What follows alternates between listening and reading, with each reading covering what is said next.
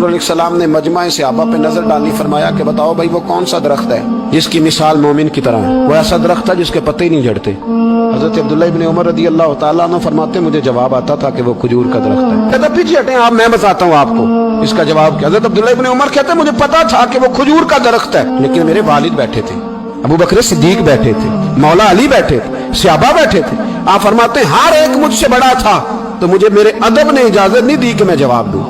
अल्लाह करे मेरी इस बात आपकी समझ में आए। सवाल का जवाब मुझे आता था, लेकिन अदब का तकाजा था कि मैं बड़ों की मौजूदगी में जवाब न दूं। हुजूर ने दोबारा पूछा, सहाबा खामोश रहे, तो फरमाया मैं बताऊं? या रसूलल्लाह बताइए। तो महबूब फरमाने लगे वो खजूर का दरख्त है। नबी करीम ने हज़रत अब्दुल्ला इब्न उमर की तरफ मोड़ के देखा, फरमाया मेरे गुलामों वो दरख्त है खजूर का।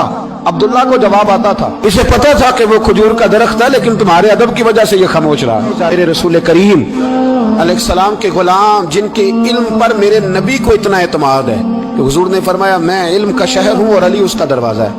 और जनाब उमर फारूक जैसे लोग कहा करते थे कि अगर अली हमारे दरमियान मौजूद ना होते तो हम तो हलाक हो जाते। इनके मशवरे, इनकी बातें हमें महफूज रखती हैं। हजरत अली फरमाते मैंने नबी पाक से एक सवाल पूछना था। ऐसा तो नहीं ना कि उन्हें बातें नहीं आती थी, उनके तो इल्म का ये हाल है कि हुजूर ने फरमाया मैं अगर शहर हूं तो अली उसका दरवाजा है। तो फरमाते हैं कि मैंने नबी पाक से सवाल पूछना था। सवाल 14 दिन मैंने इंतजार किया।